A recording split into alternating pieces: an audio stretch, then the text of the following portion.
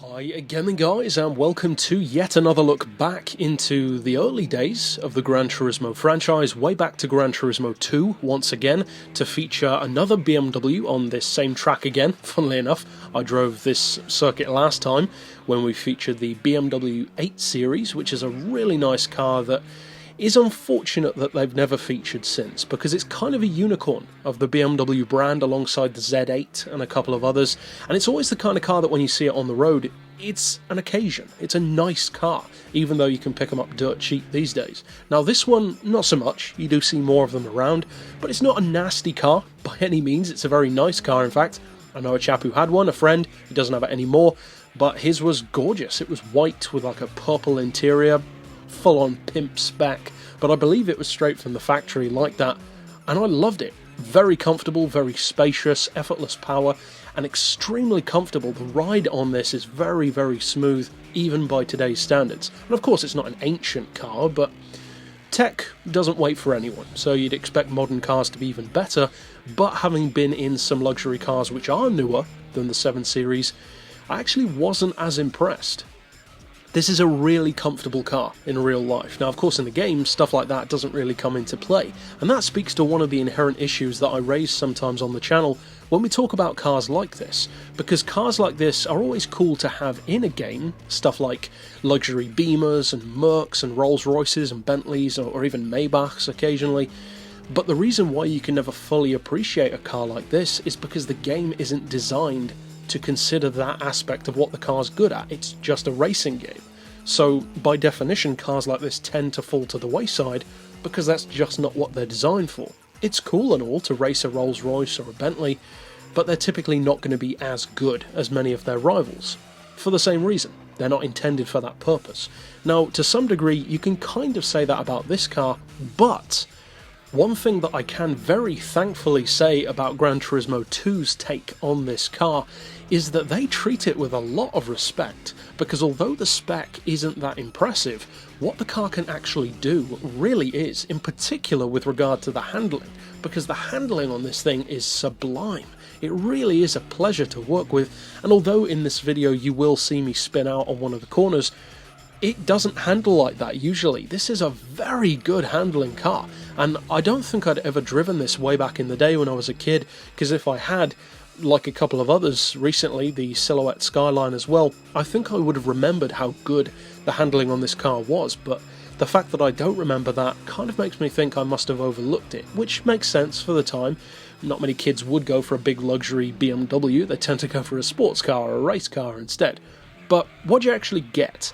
Because of course we haven't had the BMW 7 Series featured on any Gran Turismo game since, and it has never been featured in the Forza franchise either.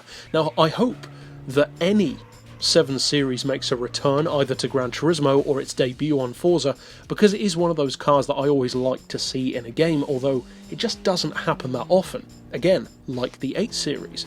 But this car in particular is not the top of the line, it's the 740i, and at the time that was very high, but by today's standards, it just doesn't seem it anymore.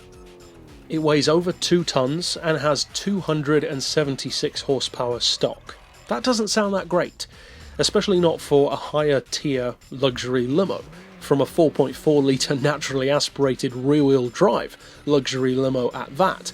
But you can of course upgrade it, but even when fully tuned, it doesn't even sound like it's fully tuned.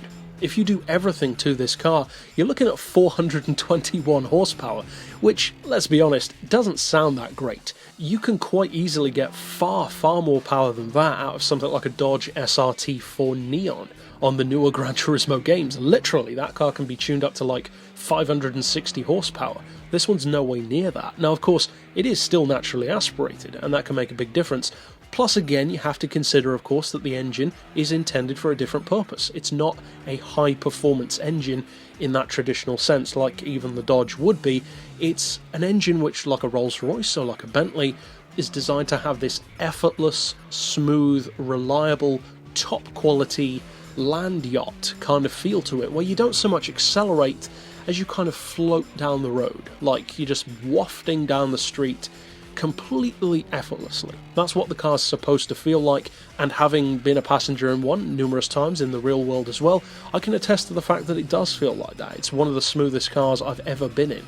Now, in the game, the fact that the handling is so good definitely makes up for the rest of it, because even the weight, when fully upgraded and with the weight loss, etc., it still doesn't sound that great. It's still an 1828 kilo car, which is 1.8 tons. That's Veyron territory. So it's still not exactly that impressive there either. The horsepower per ton in its fully tuned form is only 230. So this is really one of those occasions where you need to go into driving this car and put all of your expectations as far as typical numbers from a big luxury saloon or even a super saloon to one side, and view this through a completely different lens. This is not a super saloon, it's not trying to break lap times, it's a totally different kind of luxury car. In fact, it's one of the only luxury cars of this level which we have ever had in the Gran Turismo franchise, because if you think about it, the equivalent of this car from, say, Audi would be the A8, which we've never had. From Mercedes, it would be the S-Class, which we've never had. And from Volkswagen, later on, it would be the Phaeton, which we've never had. So this is almost a tier or a category of vehicle in Gran Turismo which has never really been featured again. We've had the M5, but of course the 5 Series is the next thing down from this car, not above it. So very interesting that they chose to feature this one and not the S-Class or the A8, even though they are, of course, great cars as well. Personally, I would love to see this car return. It's my personal favourite generation of the 7 Series, actually. I think the look is perfect on this one. I love the proportions of Beamers from this kind of time period. But I don't think it has really any chance of coming back anytime soon. I think of the two, the 8 Series probably has more of a chance, and even that one doesn't have much of a chance of coming back either. But if you do go back to play the game, it's an expensive car at 101,000 credits, but if you do have the opportunity to spare the cash, give it a try. You might just love this car's handling. But that's it for this pick overall. Of course, I'll see you guys next time, and for now, as always, thanks for watching.